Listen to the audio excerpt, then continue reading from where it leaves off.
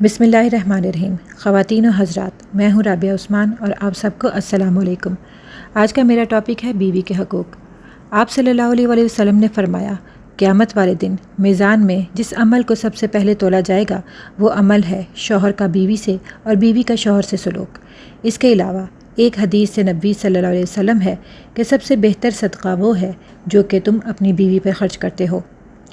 آج کے وقت میں دیکھنے میں آتا ہے کہ پڑھے لکھے لوگ اپنی بیوی کی عزت کرتے ہیں اور اخلاق سے پیش آتے ہیں، جبکہ ان پڑھ اور جاہل قسم کے لوگ بیوی کے ساتھ سخت برا سلوک کرتے ہیں۔ خواتین بیچاری سارا دن گھر کے کام بھی کرتی ہیں، بچے بھی پالتی ہیں، پھر بھی شوہروں سے ذلیل ہوتی ہیں۔ کچھ مرد گھر کے باہر بہترین اخلاق کی وجہ سے مشہور ہوتے ہیں، جبکہ اپنے ہی گھر والوں کے ساتھ سخت برا سلوک کرتے ہیں۔ جامع ترمذی میں حدیث نبی صلی اللہ علیہ وسلم ہے کہ تم میں سب سے بہتر وہ ہے جو اپنے بیوی اور بچوں کے ساتھ بہتر سلوک کرے۔ تو اس لیے مرد کو اپنے گھر میں ایسے ہونا چاہیے کہ کوئی بات یا مسئلہ ہو تو بیوی یا بچے بات کرنے سے ڈرے نہیں، مرد کے گھر آتے ہی خوف کا ماحول نہ بن جائے، بلکہ بیوی خوشی سے استقبال کرے، بچے اپنے والد کو دیکھ کر خوش ہوں۔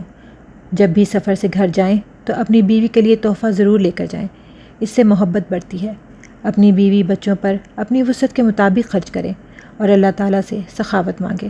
اللہ تعالیٰ بھی بخیل کو پسند نہیں فرماتا۔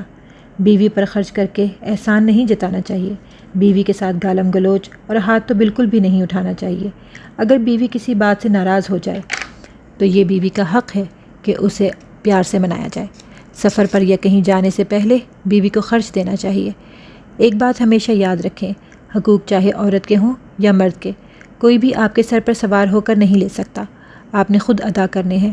کوئی بار بار نہیں کہے گا۔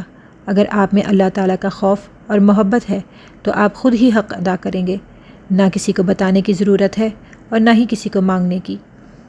میری ویڈیو آپ کو کیسی لگی کامنٹ میں ضرور بتائیں۔ اگر آپ میرے چینل پہ پہلی بار آئے ہیں تو پلیز میرا چینل سبسکرائب کریں، ویڈیو کو لائک اور شیئر کرنا مت بھولیں۔ رابعہ عثمان کو دیں اجازت۔ اللہ حافظ۔